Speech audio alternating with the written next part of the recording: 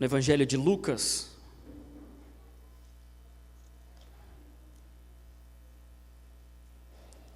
Evangelho de Lucas, capítulo 10.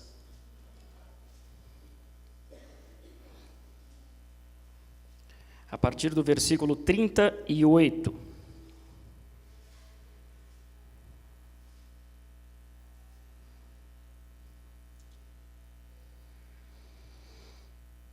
Todos acharam? Lucas 10, 38, diz assim: Caminhando Jesus e seus discípulos chegaram a um povoado onde certa mulher chamada Marta o recebeu em sua casa. Maria, sua irmã, ficou sentada aos pés do Senhor, ouvindo a sua palavra.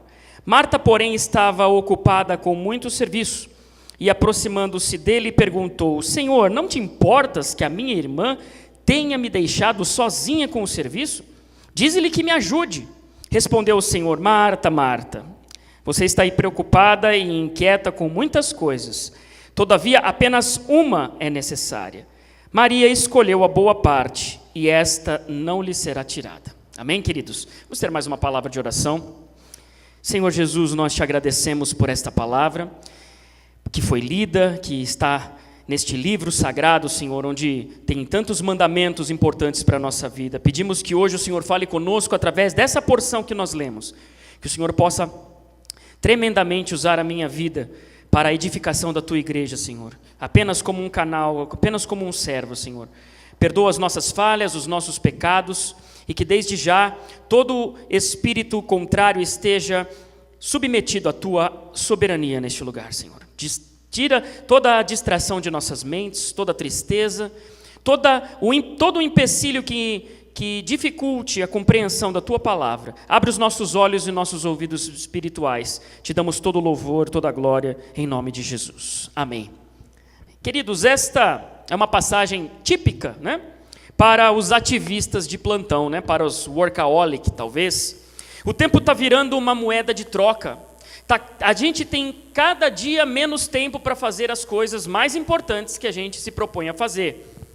Eu não sei de vocês, mas eu tenho a sensação que às vezes no meu serviço, no meu trabalho secular, às vezes até aqui na igreja mesmo, as coisas que a gente se propõe a fazer que são importantes, demandariam um tempo que as 24 horas não são suficientes. Muitas vezes o meu dia precisaria ter umas 30 horas. Eu acredito que essa seja a tendência da humanidade de uma maneira geral. Nós corremos e muitas vezes não sabemos nem para onde estamos correndo. Estamos correndo à deriva, estamos sem direção. O grande problema do tempo, na verdade, tem a ver com as nossas prioridades. Amém? Nós vemos isso nessa simples passagem aqui, onde Jesus, Maria e Marta estavam na sua casa. Jesus estava ali visitando aquelas duas irmãs, e Marta estava atarefada e doida da vida com a sua irmã que estava ouvindo Jesus falar. E ela queria que Maria ajudasse ela a fazer os afazeres ali da casa, preparar talvez a comida ali, porque Jesus estava ali. E eles tinham uma intimidade. Inclusive Marta chega assim para Jesus e fala: meu, você não está vendo? Não te incomoda que ela não faça nada? Eu estou fazendo tudo aqui. Pede para ela me ajudar, né? Ainda pediu para Jesus intervir ali, né? Mas a gente vê que o objetivo ali não era esse. Amém? Curiosamente, nós deixamos a vida passar. Nós corremos, mas nós vamos deixando a nossa vida passar e muitas vezes não nos damos conta disso. Não damos, talvez, uma atenção necessária ao crescimento dos nossos filhos. Muitas vezes nos distraímos com tantas coisas, vamos apenas existindo. O sentido da nossa vida parece que às vezes se perde em meio de tantos compromissos, tidos às vezes até como importantes. Mas dentre tantas coisas importantes, há coisas que são inegociáveis. Claro que nós temos coisas que não são importantes, e nós sabemos discernir aquilo que é importante daquilo que não é importante. Mas dentre tantas coisas igualmente importantes que nós fazemos, algumas coisas são essenciais. Por exemplo, o nosso relacionamento com Deus. É algo que você não pode negociar. É algo que você não pode despriorizar. Sob pena de todas as coisas importantes que você faz na sua vida perderem completamente o sentido. Amém, queridos? E é isso que Jesus está falando exatamente nesta palavra. A Marta ali era uma anfitriã atarefada. Marta, então, tinha recebido, aberto as portas da sua casa para Jesus ir lá fazer uma visita. Mas não era qualquer visita, era Jesus Cristo. Jesus estava ali. Marta, justamente pela importância de Jesus, ela tinha assim um dever moral de receber a Jesus bem, fazer uma comida legal, cuidar dos detalhes para que a sua estadia ali fosse agradável. O que Marta estava fazendo é o que em grego nós chamamos de diaconia, é serviço. Justamente esse é o papel do diácono na igreja, é servir, é dar o suporte, é ser o braço direito do líder que está à frente da igreja. Daí a palavra diácono é justamente isso, mordomo, garçom, aquele que serve. Marta estava fazendo a diaconia ali na sua casa, para que Jesus se sentisse bem ali naquela visita. E de fato, queridos, uma sensação ruim é quando a gente vai na casa de alguém e a gente é mal recebido, ou mal assessorado, ou talvez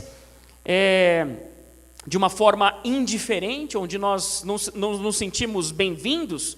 Quem nunca passou por isso, né? Há lugares em que nós vamos e nós simplesmente cumprimos a nossa obrigação social. Há outros lugares que nós vamos e nos deleitamos com a conversa, com todo aquilo que acontece, e não vemos a hora passar, né? Todos de nós temos isso em nossas vidas pessoais.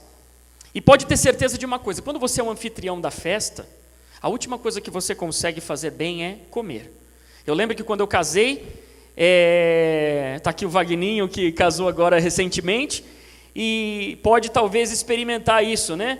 E cumprimenta um, e tira foto com o outro. A última coisa que se faz num casamento, o noivo e a noiva, coitados, são comer. Eu lembro que no final da festa, eu já estava praticamente vendo estrela, já vendo coisa onde não estava, porque os irmãos sabem que eu gosto de comer, né? Naquela época eu era um pouquinho mais magrinho, mas precisava comer do mesmo jeito, né? E a última coisa é que a gente se preocupa em comer. A gente fica preocupado com tudo, a gente vê se as coisas estão no lugar, se aquele copo está ali, se as pessoas estão sendo bem servidas, se está todo mundo comendo. E de repente uma fritadeira para de funcionar e você fica doido, fica maluco. Coisas que acontecem, não é? Se os talheres e os pratos estão lá, né? Se o fulano, o ciclano chegaram, se ninguém ficou barrado na porta, que esqueceu o convitinho, né? Acontece de tudo, muitas vezes. Servir bem, sem dúvida, é uma coisa boa, né? Eu me preocupo com isso, eu procuro, quando recebo gente em casa, ou aqui na igreja, amanhã estaremos sediando o culto da unidade, nós nos preocupamos com isso, né? Tem que ter água lá para o pessoal beber, tem que ter as cadeiras perfiladas, bonitinhas e tal. Mas ali Jesus estava por outra razão, Jesus era íntimo delas, Jesus não fazia muita visita social para ninguém, ele levava palavras de vida eterna, Jesus estava ali compartilhando vida, e aquele pessoal ali, era um pessoal que nós percebemos pela leitura, que era um pessoal íntimo de Jesus. Marta e Maria eram irmãs de Lázaro, e diz a palavra de Jesus que Lázaro era amigo de Jesus, amigo próximo. Tanto é que Jesus se comoveu tão forte no seu espírito quando Lázaro morreu, porque eles eram próximos. Então não tinha muito desse lance de etiqueta ali. Marta estava atarefada preparando as coisas, mas Jesus talvez estivesse falando, calma, a gente come, daqui a pouco até te ajudo aí depois a fazer aí um picadinho, alguma coisa, né? Um pão sírio talvez ali, com um hummus, né? A comida do Oriente Médio devia ser isso. Mas Marta estava distraída, Jesus estava ali falando, e Maria atenta às palavras do Senhor, diz a palavra de Deus, né? Maria estava ouvindo a sua palavra, sentada aos pés do Senhor, em sinal de submissão, em sinal de prostração, ouvindo, recebendo aquelas verdades espirituais primordiais para a sua vida. Podemos tirar uma lição deste texto, que muitas coisas nos distraem como cristãos, tirando o nosso foco daquilo que é essencial. O ativismo, nós já estamos falando disso hoje, bastante. você se colocar em 500, isso é uma coisa que Jesus fala sempre comigo, né? Porque eu sou ativista por natureza, não como uma bandeira a ser pregada, não um ativismo ideológico, político, não, mas de me colocar em diversas atividades pelas quais eu acho importante lutar, ou acreditar, ou simplesmente, né, usufruir, enfim. Mas o Senhor sempre está falando comigo nesse sentido. Precisamos priorizar das nossas atividades aquelas que são mais relevantes. E o Senhor já está falando com isso com a gente nessa noite. Outra coisa que nos distrai é o pecado, não é? O pecado nos distrai, cega os nossos olhos. Cristo morreu em pagamento pela maldição do pecado. Ele venceu a morte para que nós pudéssemos vencer a morte também. Mas todos de nós, nenhum de nós consegue passar um dia sequer sem pecar.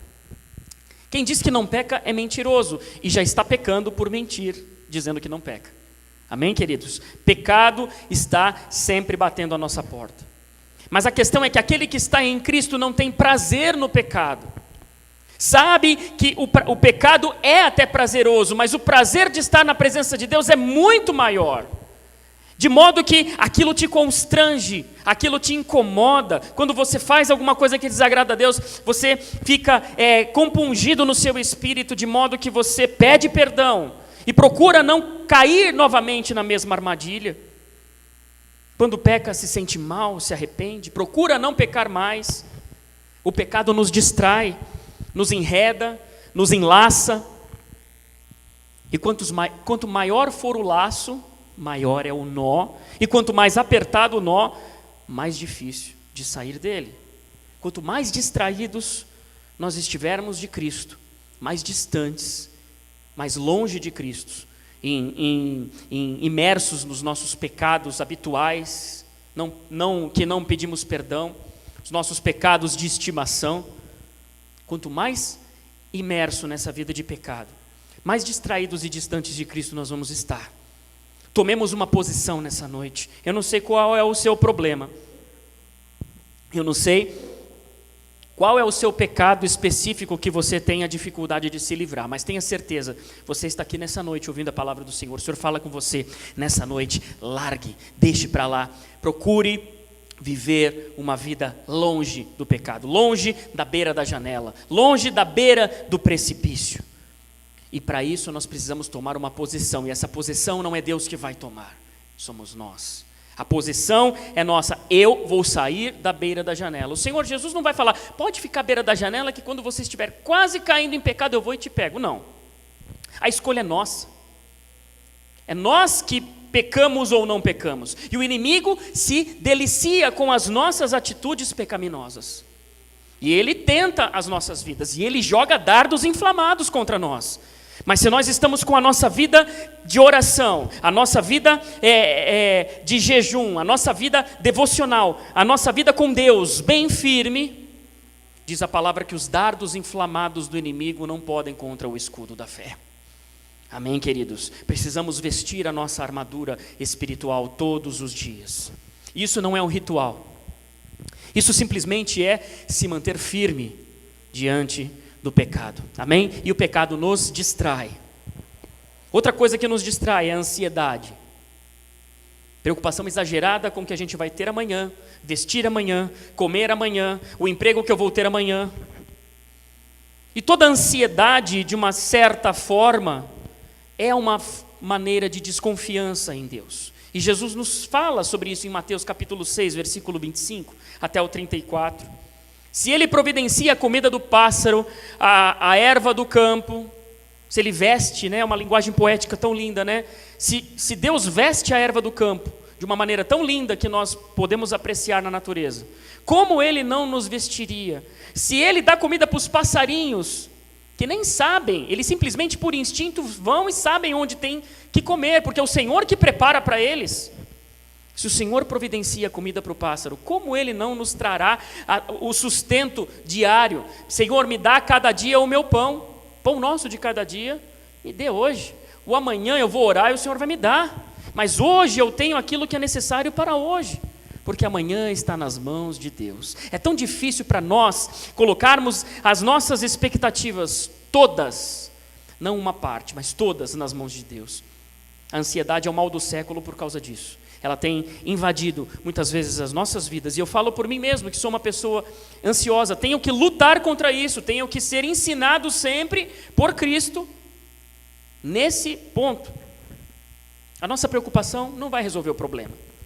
A gente pode acrescentar alguns centímetros à nossa altura por causa de estar preocupado, diz a palavra de Deus que não. Com essas palavras, geralmente, realmente, não podemos acrescentar um ano na nossa vida. A resposta de Deus é não.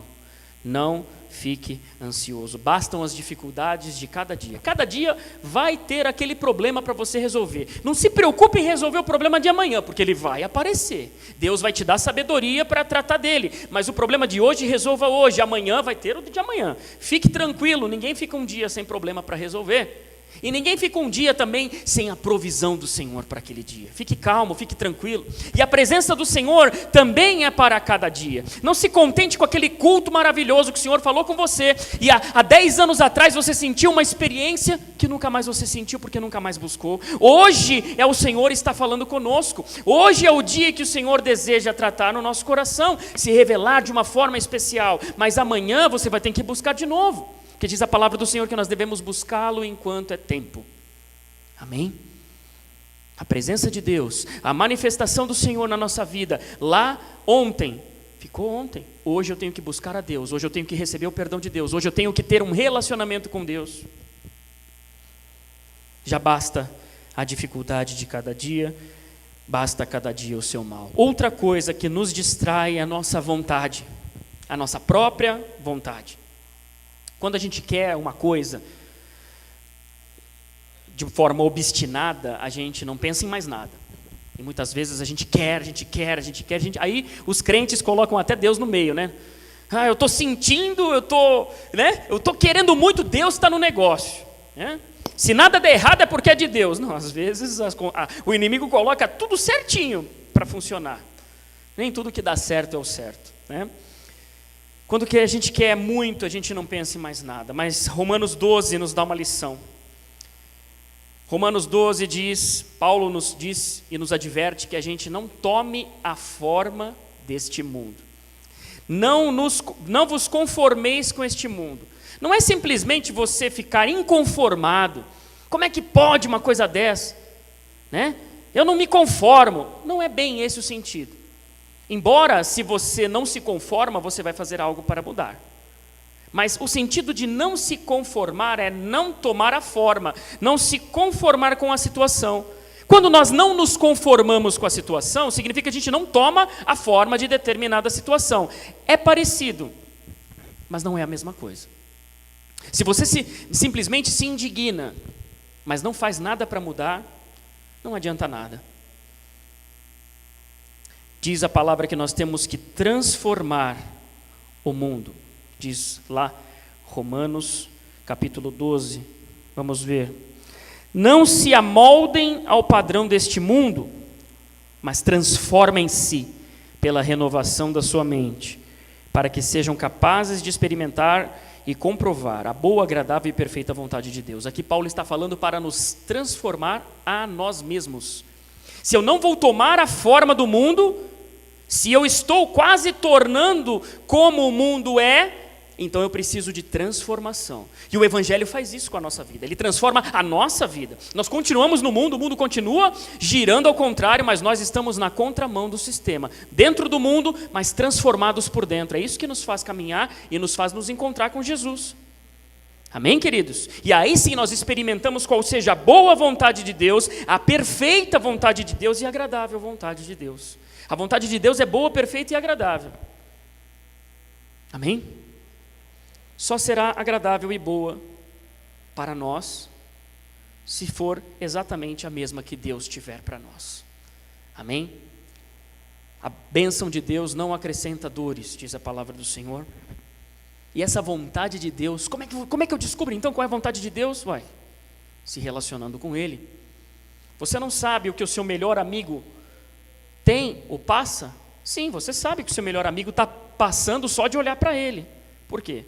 Porque Porque você tem um relacionamento com Ele tão íntimo e tão suficiente que muitas vezes numa conversa você sabe como Ele está se sentindo. A sua esposa ou o seu esposo, que deve ser o seu melhor amigo ou a sua melhor amiga, quando você está de mau humor, ou levanta pelo jeito de olhar assim, só na primeira olhada, você já sabe como ele está ou ela está se sentindo. Você sabe que se você falar alguma coisa que ela não gosta, ali vai ter problema sério, né?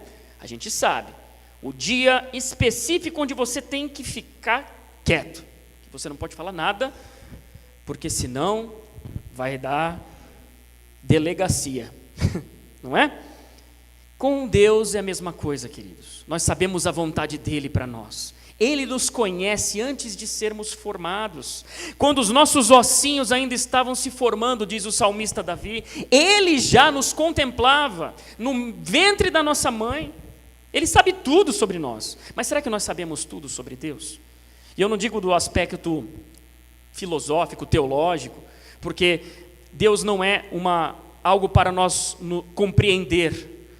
Deus é incompreensível para o ser humano. A medida exata da compreensão de Deus pelo ser humano é aceitar o seu Filho Jesus, que nos ensina as coisas acerca de Deus. Mas eu estou falando sobre relacionamento com Deus, a vontade de Deus para nós. Nós descobrimos quando nos relacionamos com Ele. E relacionamento não é monólogo. Relacionamento não é só Deus falando com você, é você falando com Deus também. Não é só você falando com Deus que você quer, eu quero, e pede, mas é diálogo, oração para falar, Bíblia para ouvir.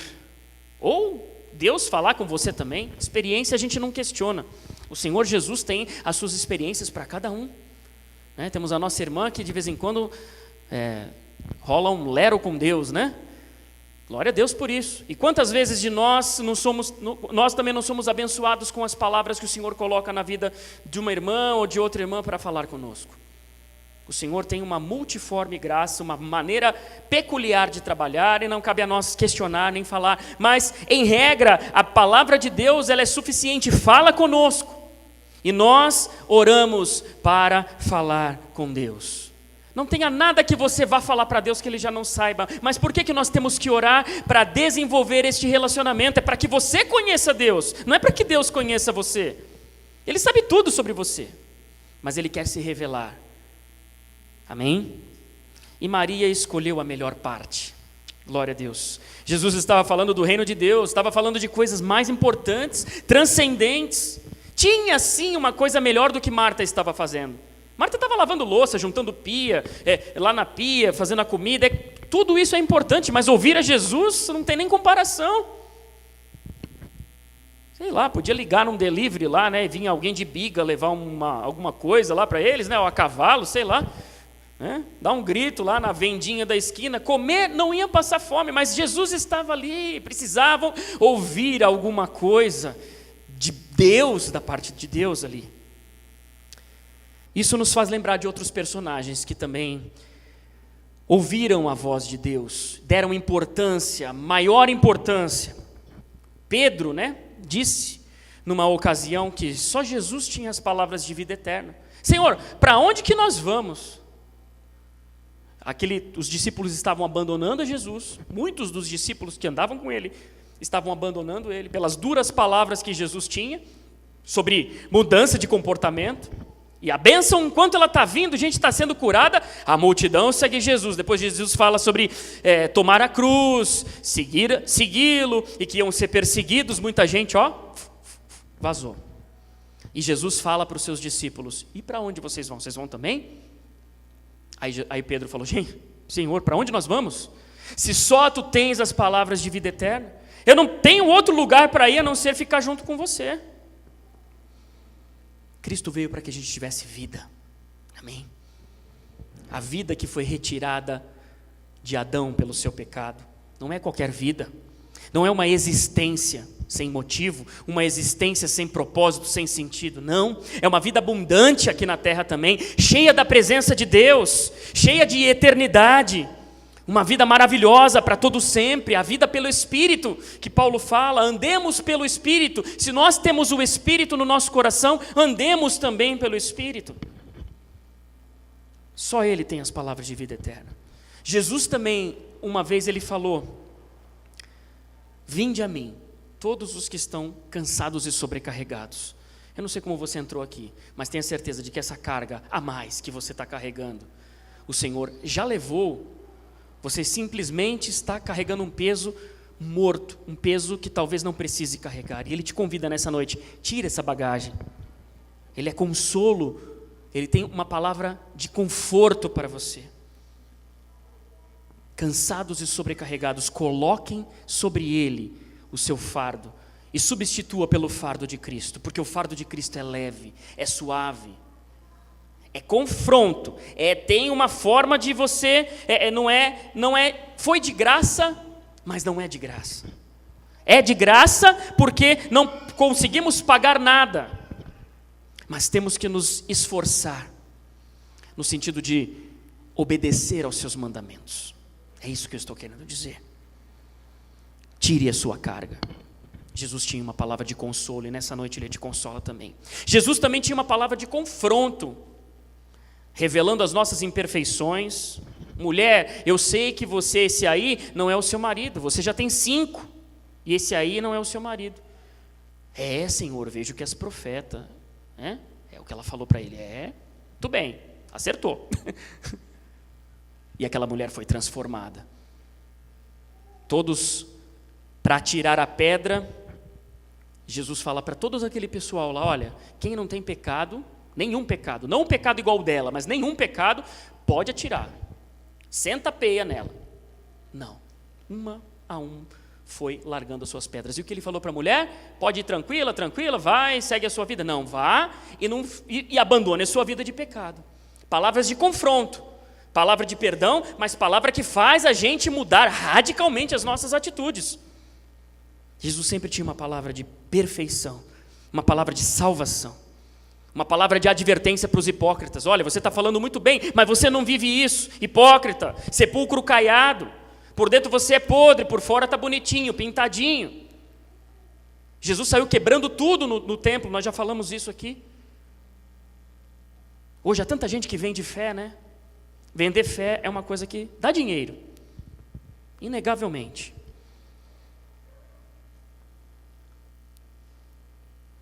Mas os fariseus eram hipócritas.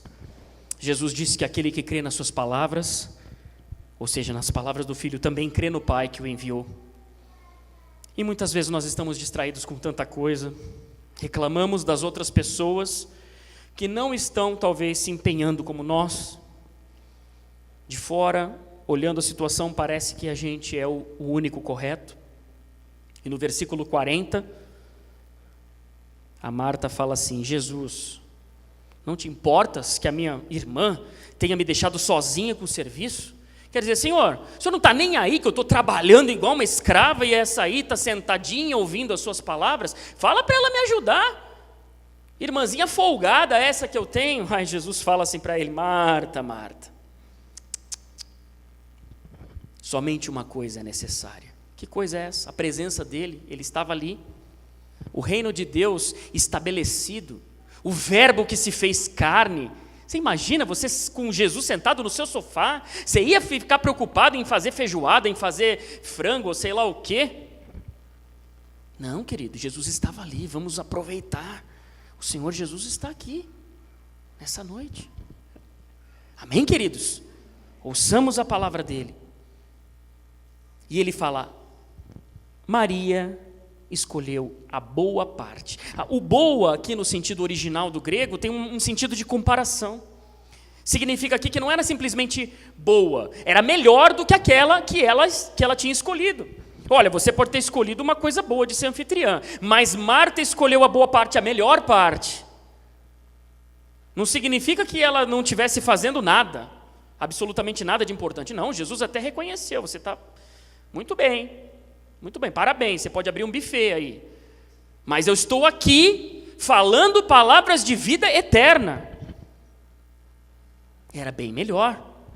Maria escolheu a boa parte. Maria escolheu a parte melhor. E essa mesma Maria que nós vemos aqui, que escolheu a melhor parte, no relato de João, desse mesmo encontro aqui nessa casa, nós vemos que essa Maria derrama um unguento caríssimo nos pés de Jesus. Um perfume caro, nardo na época, como um símbolo de subserviência. E aquele povo todo, e Judas falou, meu Deus, podia vender, dar para os pobres. Que nada, ele estava preocupado com dinheiro. Mas ele se irou. Mas como é que você vai deixar ela jogar esse perfume aí no seu pé? Aí Jesus fala, né, os pobres vão ter sempre aí alguém que os ajude. Mas o que ela fez foi me preparar para o sepulcro, como uma forma de que Jesus estava falando, eu sei a morte que eu vou sofrer, e ela reconheceu isso. E em sinal de humildade ela usa os seus cabelos para enxugar os pés de Jesus. Ele disse que o seu testemunho seria contado para todas as gerações. Hoje nós estamos aqui, 2017 anos depois, lendo essa palavra. As palavras de Jesus não falham, queridos. Amém? Quem aproveita a oportunidade para estar com Jesus recebe sempre a melhor parte, amém? Eu quero a melhor parte, eu creio que cada um de nós queremos também. Zaqueu superou toda a sua dificuldade, subiu numa árvore porque ele era um anão, tinha baixa estatura, ele queria simplesmente ver Jesus passar. Quem é esse que faz o cego enxergar, o surdo ouvir? Eu quero vê-lo. Subiu numa árvore, sem chamar muito atenção, porque ele não conseguia ver entre as pessoas, porque ele era baixinho, então ele sobe só para ver, mas Jesus o avista, e sabia que ele estava lá, e ele vai até a casa de Zaqueu. Zaqueu é transformado, confessa o seu pecado, confessa a sua fraude, confessa que roubou dinheiro de imposto e tudo mais. Os nossos Zaqueus do nosso país precisam se encontrar com Jesus, amém? Temos muitos Zaqueus no Congresso, que precisam o Brasil não precisa só de uma reforma política, precisa de reforma de princípios, uma reforma espiritual. Sabemos que quando Cristo for o Senhor desta nação, as coisas vão mudar. Isso não tem a ver com presidente evangélico ou bancada evangélica, porque a bancada evangélica está dando muito mau testemunho, está operando um desserviço para o evangelho. Nós precisamos de evangelho. Nós precisamos de Cristo sendo praticado na nossa nação. Oremos por isso, queridos, em nome de Jesus. Quem escolhe a Jesus sempre recebe a melhor parte. A mulher do fluxo de sangue venceu o preconceito do seu povo. A mulher, nos dias da sua menstruação, ela ficava recolhida em casa. A lei de Moisés dizia que ela ficava impura, porque de certa forma e por questão higiênica até sim. Não tinha os avanços tecnológicos que nós temos hoje. A mulher ficava recolhida. Mas aquela mulher venceu o preconceito da sua época e saiu no meio da multidão. Já tinha 30 e poucos anos que ela estava sofrendo com aquilo. Ela falou, hoje é o dia de eu ser curada. Ela foi até Jesus, e Jesus, no meio daquela multidão que comprimia ele falou, alguém me tocou com fé aqui, alguém me tocou diferente. Quem escolhe a Jesus sempre pega a melhor parte. Amém, queridos? E ela foi curada. O ladrão da cruz, tinha tudo para ser condenado, simplesmente condenado. Pela lei dos homens já estava condenado, ia morrer, mas um deles reconheceu que aquele ali era diferente, que aquele ali era inocente, que aquele ali era o Filho de Deus. E fala, Senhor, lembra-te de mim quando entrares no teu reino. Jesus não precisou de outra coisa. Jesus falou para ele, ainda hoje. Não é, olha, desce daí, vai fazer um discipulado, desce daí, vai fazer as 7 semanas de limpeza espiritual do não sei das quantas. Não, queridos, ainda hoje, não importa o seu passado, o Senhor risca o seu passado, coloca no mar do esquecimento, amém? Ele decide não levar em conta aquilo que você fez, se você se arrepende. E aquele ladrão está à presença de Deus hoje, consciente diante da presença do Senhor. Pagou pelo seu crime, mas a sua alma foi considerada inocente porque ele aceitou a Cristo. Deus o aceitou porque ele aceitou a Cristo. Amém, queridos? O cego de Jericó, nós pregamos aqui recentemente, gritava pelo nome de Jesus, alcançou misericórdia e alcançou a cura. A mulher samaritana, como nós já citamos hoje também. O centurião lá que confiou na autoridade de Jesus, chegou e falou para Jesus, olha, Senhor, eu tenho muitos súditos. Eu falo para eles, vai, e eles vão. Eu falo para eles, não vão, e eles não vão, eles me obedecem.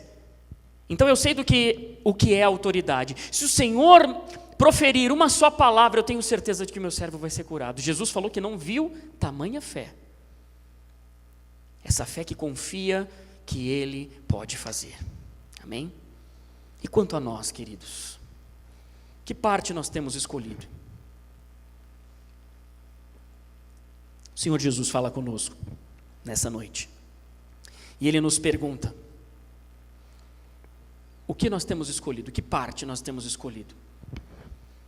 O ativismo, a loucura, a falta de tempo, o trânsito, aquela coisa, a vida girando em círculos, a juntar, para depois não conseguir usufruir daquilo que juntou?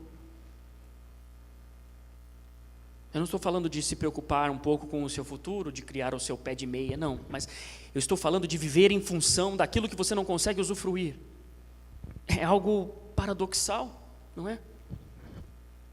Ou tantas outras coisas. E lameado no pecado. Parece que quando você pensa em sair, alguma coisa lhe puxa mais ainda para baixo. Mas talvez lhe falta uma força de vontade. O que nós temos escolhido? Qual é a parte que nós escolhemos essa noite? O Senhor nos pergunta essa noite, amém? Vamos orar. O Senhor Jesus está falando com a gente. Pai querido, muito obrigado, Senhor, pela Tua palavra que foi lida. Obrigado, Senhor, porque o Senhor é um Deus que ainda fala hoje, é o Senhor que ainda age hoje, é o Senhor que ainda pode fazer milagres na nossa vida, nos despertar. O Senhor está falando coisas para nos despertar essa noite, Senhor.